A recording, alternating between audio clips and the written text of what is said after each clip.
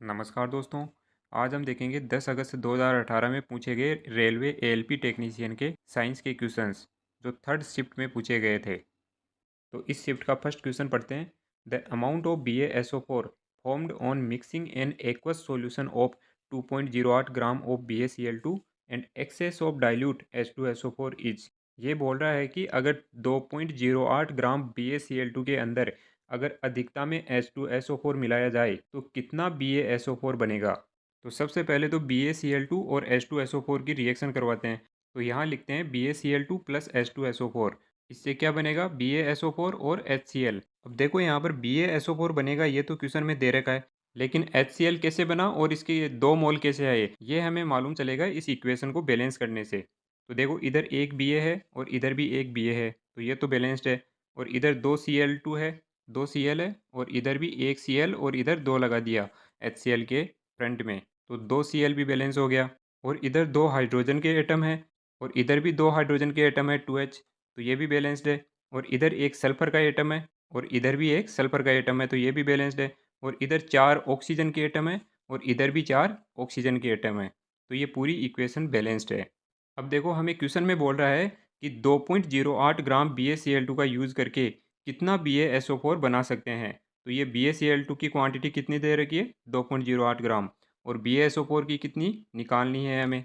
तो सबसे पहले तो BaCl2 और BaSO4 इन दोनों का मोलिकुलर वेट निकालेंगे। तो BaCl2 का मोलिकुलर वेट क्या होगा, 1 मोल, इधर BaCl2 के कितने मोल है 1 मोल, तो 1 मोल BaCl2 का मास कितना हो जाएगा। Ba का मोलिकुलर वेट कितना होता है 137, और Cl2 का मोलिकुलर वेट कितना होता है, इधर एक क्लोरीन का मोलिकुलर वेट होता है 35.52, तो 2 Cl2 है यहाँ पर, तो 2 क्लोरीन एटम का मोलिकुलर वेट कितना होगा, इसको 2 से मल्टीप्लाई करेंगे और इसको टोटल ऐड करेंगे तो एक BaCl2 का मास कितना हो जाएगा 208 ग्राम पर मोल। और ऐसे ही BaSO4 का मास निकाल लेंगे। यहाँ पर Ba का मोलिकुलर वेट कितना होता है 137, और सल्फर का मोलिकुलर वेट कितना होता है 32, और यहाँ पर 4 ऑक्सीजन के एटम है, तो एक ऑक्सीजन का मोलिकुलर वेट होता है 16, तो 4 का हो जाएगा 16 मल्टीप्लाई 4, और जब इसको टोटल ऐड करेंगे तो ये बन जाएगा 233 ग्राम पर मोल। तो 1 मोल BaSO4 का मास आ गया 233 ग्राम पर मोल।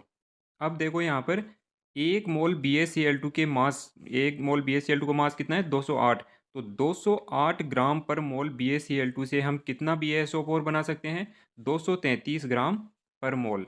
तो 1 ग्राम BaCl2 से कितना बनेगा 233 डिवाइड बाई 208। तो जब 233 को 208 से डिवाइड करेंगे तो कितना आएगा 1.12। अब हमें 1 ग्राम BaCl2 से हम कितना BaSO4 बना सकते हैं 1.12, लेकिन हमें निकालने कितने का है, हमें क्वेश्चन में दे रखा है कि 2.08 ग्राम BaCl2 से कितना BaSO4 बनेगा। तो हमारे पास आया है 1 ग्राम BaCl2 से कितना BaSO4 बनेगा, तो इसको 2.08 से मल्टीप्लाई कर देंगे तो क्या हो जाएगा 2.08 ग्राम में BaCl2 में बनने वाला BaSO4 मिल जाएगा। तो यहाँ पर इसको मल्टीप्लाई करते हैं 1.12 मल्टीप्लाई 2.08, तो कितना आएगा इन दोनों को मल्टीप्लाई करेंगे तो 2.32, और ये 2.32 किस ऑप्शन में है, ये 2.33, लगभग 2.33 के बराबर है, तो फर्स्ट ऑप्शन हमारा करेक्ट हो जाएगा। नेक्स्ट क्वेश्चन देखते हैं। What does Coulomb's law state, कुलाम का नियम क्या कहता है। तो देखो कुलाम के नियम के लिए हम सबसे पहले कुलाम का नियम क्या है वो समझते हैं। तो Coulomb's law give the electric force between 2 point charge, एक पॉइंट चार्ज यहाँ पर है और एक पॉइंट चार्ज यहाँ पर है, अगर दोनों पॉजिटिव लेते हैं तो इन दोनों के बीच क्या होगा रिपल्सन, एक दूसरे को प्रतिकर्षित करेंगे। और अगर अपोजिट चार्ज है एक प्लस और एक माइनस तो दोनों एक दूसरे को अट्रैक्ट करेंगे। दोनों ही कंडीशन में एक ही फॉर्मूला है जिससे हम इन दोनों के बीच का फोर्स निकाल सकते हैं, और वो फॉर्मूला होता है force equal to k multiply Q1 Q2 divide by r square. यहाँ पर Q1 और Q2 तो दोनों इन चार्ज का आवेश है, और के क्या है यहाँ पर, के है कुलाम्स कांस्टेंट। कुलाम कांस्टेंट ये कभी कभी इसकी वैल्यू पूछ लेता है एग्जाम में, तो इसकी वैल्यू और यूनिट आपको ध्यान में रखनी है। वैसे हमने फिजिक्स में यूनिट्स और मेजरमेंट चैप्टर पढ़ लिया है, आप प्ले लिस्ट में जा करके वो पढ़ सकते हैं।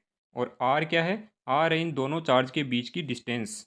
और के को हम 1/4π x/0 भी लिख सकते हैं। यहाँ पर x/0 सबसे ज़्यादा इंपॉर्टेंट है। x/0 क्या है, वैक्यूम की परमिटिविटी है, और x/0 की वैल्यू क्या होती है 8.85 मल्टीप्लाई 10⁻12, और इसकी यूनिट होती है फेरेड पर मीटर। इसकी वैल्यू और इसकी यूनिट दोनों ही इंपॉर्टेंट है। अब वापस से हमारे क्वेश्चन में आते हैं। फोर्स का फॉर्मूला हमने देख लिया इन दोनों आवेश के बीच में, k multiply Q1 Q2 divide by r square, इसी को हम क्या बोलते हैं, कूलम्ब्स लॉ। अब ये सेकंड ऑप्शन पढ़ो। सेकंड ऑप्शन क्या कहता है, दो बिंदु आवेशों के मध्य आकर्षण या प्रतिकर्षण के बल का परिमाण दोनों आवेशों की मात्रा के अनुक्रमानुपाती होता है। ये जो दोनों आवेश है Q1 और Q2, इनके प्रोपोर्शनल होता है फोर्स, ये बोलना चाह रहा है ये। तो प्रोपोर्शनल होता है, सही बात है, फोर्स के प्रोपोर्शनल है दोनों आवेश। फिर आगे क्या बोल रहा है, और उनके बीच की दूरी के वर्ग के व्युत्क्रमानुपाती होता है, मतलब इन्वर्सली प्रोपोर्शनल होता है उनके बीच की दूरी के। तो फोर्स जो है वो उन दोनों आवेशों के बीच की दूरी के वर्ग के व्युत्क्रमानुपाती होगा, ये भी सही है। तो सेकंड ऑप्शन सही हो जाएगा। नेक्स्ट क्वेश्चन है, which of the following can inhabit the most inhabitable habitats like hot spring, deep sea, thermal vents and ice in Antarctica. मतलब पानी के कुंडों में, गहरे समुद्र में और तप्त कंदराओं में और अंटार्कटिका जैसे बर्फ में और जीवन यापन करने हेतु अति जटिल निवास स्थान में भी निवास कर सकता है। तो इनमें से कौन सा जो है एक्सट्रीम वेदर कंडीशन में भी सर्वाइव कर सकता है। तो इनमें से बैक्टीरिया जो है वो एक्सट्रीम वेदर कंडीशन में, चाहे गर्मी हो, चाहे ठंड हो, चाहे एक्सट्रीम प्रेशर की कंडीशन हो, चाहे कुछ भी हो, बैक्टीरिया एक्सट्रीम कंडीशंस में सर्वाइव कर लेता है। अब बैक्टीरिया के बारे में कुछ समझ लेते हैं, इसके क्या क्या क्वेश्चंस आते हैं और भी। इसमें सबसे ज़्यादा इंपॉर्टेंट है इसकी स्ट्रक्चर। बैक्टीरिया की स्ट्रक्चर होती है इस तरह की। और इसमें क्वेश्चन क्या पूछता है, इसमें क्वेश्चन पूछता है कि बैक्टीरिया में जो टेल होती है, इसकी पूंछ, इस टेल को क्या बोलते हैं। इसका नाम पूछ लेता है और हर एग्जाम में लगभग इसका नाम पूछता ही रहता है, बहुत ज़्यादा इंपॉर्टेंट है। इसका नाम होता है फ्लेगलम। नेक्स्ट क्वेश्चन है, in plants the carbohydrate which are not used immediately are stored in the form of. Plants जिस कार्बोहाइड्रेट्स को वो यूज नहीं करते हैं उसको अपने रिजर्व के तौर पर वो स्टोर कर लेते हैं। तो वो उस कार्बोहाइड्रेट को किस फॉर्म में स्टोर करते हैं, तो वो स्टोर करते हैं स्टार्च की फॉर्म में। स्टार्च की फॉर्म में वो एनर्जी को रिजर्व कर लेते हैं। और ये स्टार्च कहाँ पर स्टोर होता है, ये जड़ों में, पत्तियों में और बीजों में स्टोर हो जाता है। नेक्स्ट क्वेश्चन देखते हैं, name of type of mirror used in headlights of vehicles. Vehicles की जो हेडलाइट होती है उसमें कौन सा मिरर यूज़ करते हैं, तो इसमें यूज़ करते हैं कॉनकेव मिरर। अब कॉनकेव मिरर क्या होता है, इसको क्यों यूज़ करते हैं हेडलाइट्स में, वो देख लेते हैं एक बार। ये देखो, ये कॉनकेव मिरर हमने यूज़ कर लिया। इसके बाहर का पोर्शन तो पॉलिश्ड किया हुआ है और अंदर जो है यहाँ पर सेंटर में एक ब्लब लगा देते हैं। आपने देखा होगा हेडलाइट के अंदर एक शाइनिंग सरफेस होता है और उसके आगे एक ब्लब लगा होता है। अब ये ब्लब क्या करेगा, इससे निकलने वाली प्रकाश की किरणें जब इस दर्पण के ऊपर पड़ेगी कॉनकेव मिरर पर, तो इससे रिफ्लेक्ट होकर के ये पैरेलल लाइंस बन जाएगी, ये एक दूसरे के पैरेलल चलेगी और दूर तक हमें ऑब्जेक्ट्स दिखाई देंगे। अगला क्वेश्चन देखते हैं, विच one of the following element has the lowest atomic mass. इनमें से सबसे कम परमाणु द्रव्यमान किसका होता है, तो सबसे पहले हाइड्रोजन ही आता है पीरियोडिक टेबल में, तो हाइड्रोजन का ही सबसे कम होता है एटॉमिक मास। अगला क्वेश्चन देते हैं, the work done in one complete revolution of moon around the earth is equal to. अगर मून अर्थ, ये अर्थ है और ये चारों तरफ क्या घूम रहा है, मून। अब ये मून कंप्लीट रिवोल्यूशन कर लेता है एक, तो कंप्लीट रिवोल्यूशन करने में इसको कितना कार्य करना पड़ा, तो इसको जीरो कार्य करना पड़ेगा। क्योंकि वर्क का फॉर्मूला होता है force multiply displacement multiply cos theta. अब यहाँ पर फोर्स तो जीरो नहीं है और यहाँ पर कोस थीटा भी जीरो नहीं होगा, लेकिन डिस्प्लेसमेंट जीरो होगा। अगर मून यहाँ से चलना शुरू करता है और घूम करके वापस यहीं पर आ जाता है, तो इसका डिस्प्लेसमेंट क्या हो जाएगा, जीरो। विस्थापन इसका जीरो हो जाएगा। तो dx की वैल्यू अगर जीरो हो जाएगी तो वर्क भी क्या हो जाएगा, जीरो। तो फोर्थ ऑप्शन हमारा करेक्ट हो जाएगा।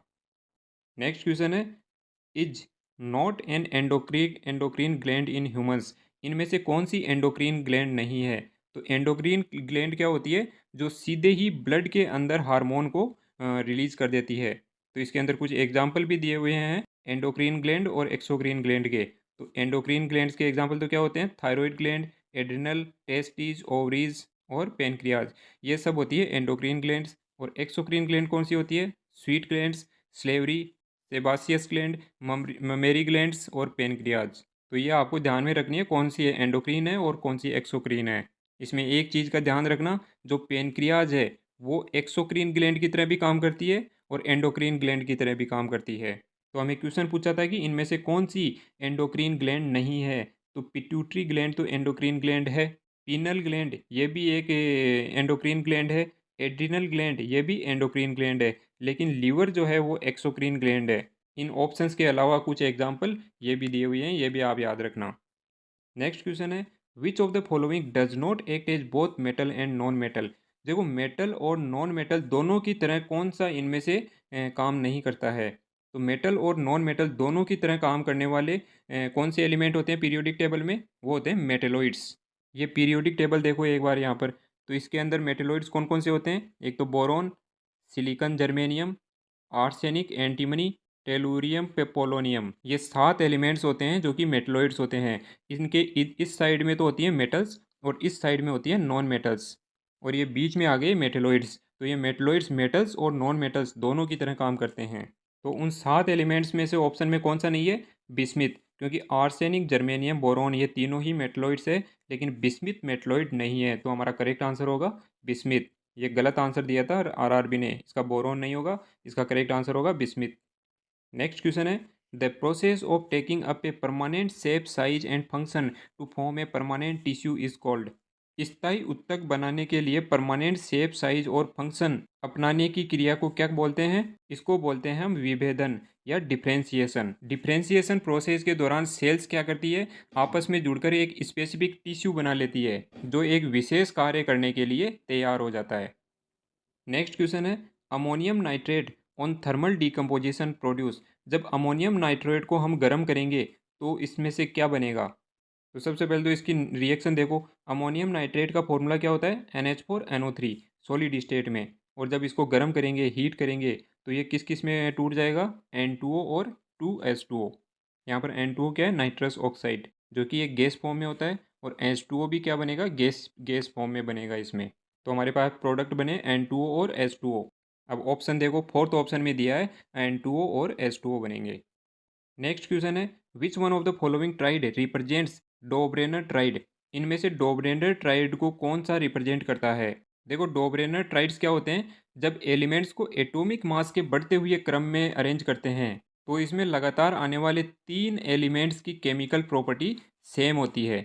और डोब्रेनर ट्राइड्स की एक खास बात होती है कि इसमें पहला और तीसरा जो एलिमेंट है उनका एवरेज, उनके एटॉमिक मास का एवरेज जो है बीच वाले एलिमेंट के एटॉमिक मास के बराबर होता है। तो इनमें से चेक कर लेंगे, तो अब लिथियम का एटॉमिक मास कितना होता है 7, और सोडियम का कितना होता है लगभग 23, और पोटेशियम का कितना होता है 39। अब डोब्रेनर ट्राइड क्या कहता है कि पहला एलिमेंट और लास्ट वाला एलिमेंट का जो एटॉमिक मास का एवरेज है वो बीच वाले एलिमेंट के बराबर होना चाहिए।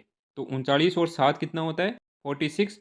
46 का आधा कितना हो जाएगा, एवरेज निकाल रहे हैं ना इन दोनों का, तो इसका आधा हो जाएगा 23, जो कि बीच वाले एलिमेंट के ही बराबर है। तो जो लिथियम, सोडियम और पोटेशियम है ये डोब्रेनर ट्राइड के अंदर अरेंज्ड है। तो फर्स्ट ऑप्शन ही हमारा करेक्ट हो जाएगा, बाद वाले को चेक करने की ज़रूरत ही नहीं पड़ेगी। नेक्स्ट क्वेश्चन है, which of the following statement is incorrect. इनमें से कौन सा गलत है। तो फर्स्ट ऑप्शन क्या कहता है, सॉलिड्स हैव डेफिनेट वॉल्यूम। जो ठोस पदार्थ होते हैं उनका आयतन निश्चित होता है। देखो सॉलिड्स में strong intermolecular force of attraction present होता है, जिसके कारण इनमें क्या होता है, इनमें पार्टिकल्स फिक्स पोजीशन पर होते हैं और उनकी शेप या उनका वॉल्यूम चेंज नहीं होता है। तो सॉलिड्स हैव डेफिनेट वॉल्यूम, ये सही बात है। सॉलिड्स आर रिजिड, रिजिड भी होते हैं सॉलिड्स। और फोर्थ ऑप्शन क्या कहता है, सॉलिड्स आर ऑलमोस्ट इनकम्प्रेसिबल। अगर वो सॉलिड है, ठोस है, तो उनको कंप्रेस करना भी मुश्किल होगा। लेकिन थर्ड ऑप्शन क्या कहता है, सॉलिड्स हैव इनडेफिनेट शेप। नहीं, सॉलिड्स की शेप और वॉल्यूम जो है वो डेफिनेट होते हैं। तो थर्ड ऑप्शन हमारा गलत हो जाएगा। नेक्स्ट क्वेश्चन क्या कहता है, which of the following gas turns lime water into milky. Lime water को जो है दूध या कलर में कौन बना देता है, कौन सी गैस बना देती है इनमें से। तो इसका करेक्ट आंसर होगा CO2। एक बार इसकी रिएक्शन देखते हैं। ये देखो, कैल्शियम हाइड्रोक्साइड जो एक्वस मतलब तरल पदार्थ में है, उसके साथ अगर CO2 गैस को रिएक्ट करवाएंगे तो क्या बनेगा, कैल्शियम कार्बोनेट बनेगा, जिसका कलर क्या होता है, मिल्की, दूध या कलर, और इसके साथ ही बनेगा H2O वाटर। अगला क्वेश्चन देखते हैं, विच of the following is a non luminous body. मतलब इनमें से कौन सी चमकदार नहीं है। तो देखो ग्लोइंग बल्ब, अगर बल्ब चमक रहा है तो वो तो खुद चमकदार है ही, और बर्निंग कैंडल, अगर एक मोमबत्ती जल रही है तो वो भी चमकदार होगी, और जुगनू जिसको हम फायर फ्लाई भी बोलते हैं वो भी चमकदार होगा, चमकता है रात को। लेकिन मून नहीं चमकता है। मून हमें रात को चमकता हुआ प्रतीत होता है, लेकिन वो रियलिटी में चमकता नहीं है। उसके ऊपर सनलाइट पड़ती है और वो रिफ्लेक्ट होकर के हमारे रेटिना पर पड़ती है, इसलिए हमें वो चमकता हुआ दिखाई देता है। मून खुद से कोई लाइट विजिबल लाइट इमिट नहीं करता है। नेक्स्ट क्वेश्चन है, Dakshin Gangotri is a research based station set up by Indian scientist, where it is located.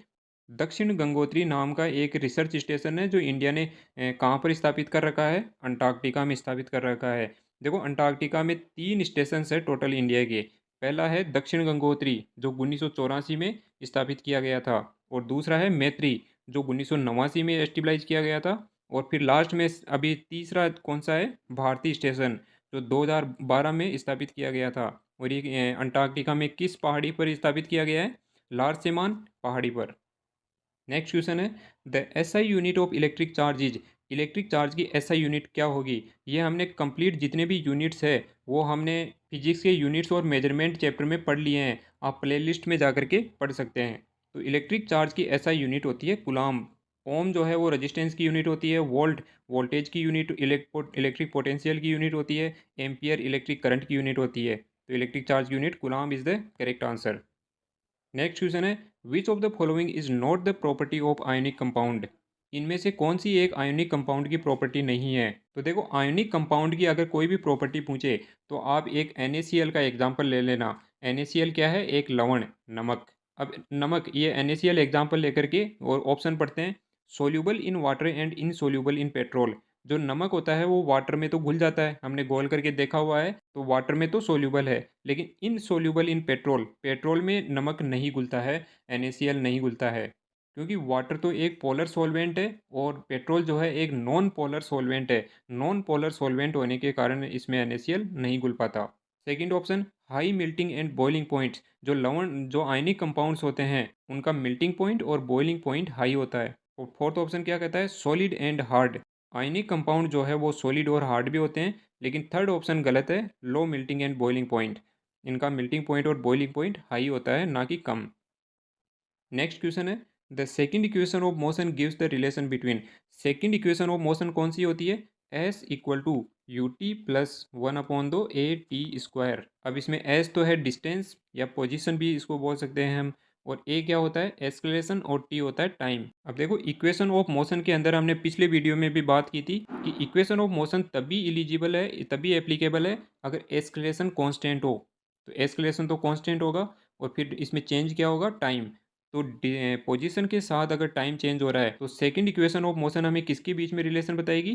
Position और टाइम के बीच में, क्योंकि एक्सलेशन तो कांस्टेंट है। नेक्स्ट और लास्ट क्वेश्चन है, how many kilometres are there in 1 metre. 1 metre में कितने किलोमीटर होते हैं? ये तो बहुत ही बच्चों वाला क्वेश्चन पूछ लिया उसने। तो 1,000 मीटर में अगर 1 किलोमीटर होता है तो 1 मीटर में कितना किलोमीटर होगा? 1/1000। जब 1 को डिवाइड करेंगे 1000 से तो आएगा हमारे पास 0.01। तो 1 मीटर में होता है 0.01 किलोमीटर। इसके साथ ही हमारे ये 20 साइंस के क्वेश्चन कंप्लीट हो चुके हैं जो ALP के प्रीवियस ईयर पेपर में पूछे गए थे। अब मिलते हैं अगले पेपर के साइंस के क्वेश्चंस के साथ। तब तक के लिए जय हिंद, जय भारत, थैंक यू।